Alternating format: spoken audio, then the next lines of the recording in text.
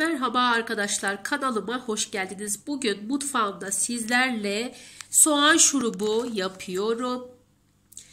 Öksürük şuruplarına ulaşmakta zorluk varmış. Televizyondan dinlediğimiz, duyduğumuz kadar. Madem öyle biz de evde uygulayabileceğimiz diye hatırlatayım diye dediğim size bir reçete ve yüksek oranda etken madde içeren ilaç yerine geçmez ama bu karışımı yapmanızı tavsiye ederim. Öksürüğe karşı ev eczanesinde birçok reçete mevcut.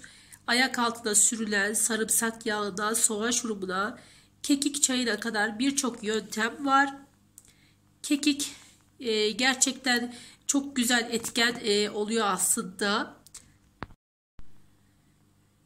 Bu yaptığımız soğan şurubunda birçok kişi olumlu deneyim elde ettiğinden de tekrar bu basit tarifi hatırlatıp evi şifa çadırına dönüştürelim diyorum.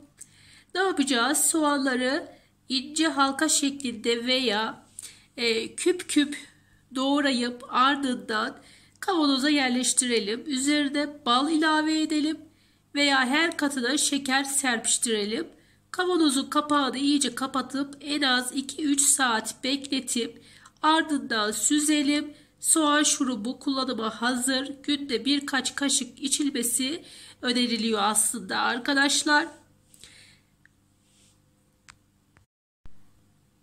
Bu bir önerimdir. Farklı birçok soğan şurubu tarifi mevcut. Bazıları karışıma su da ilave ediyor. Bazıları bu tarifi hafif ısıtarak uyguluyor. Şuruba ek kekik ilave etmeniz de mümkün tabii ki. Bir tane ya da 2 tane soğanı doğramamız yeterli.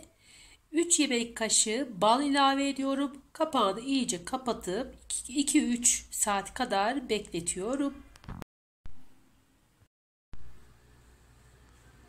Suyu bir dolu kase çıktı arkadaşlar.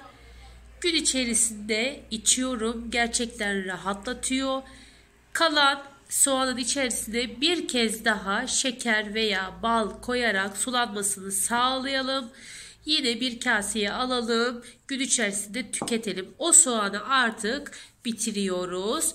Eğer tekrar eden bir öksürük olursa yeniden yapabiliriz bu şekilde. Umarım faydalı bir video olmuştur. Beğendiyseniz beğen tuşuna basın. Kanalıma abone olmayı unutmayın.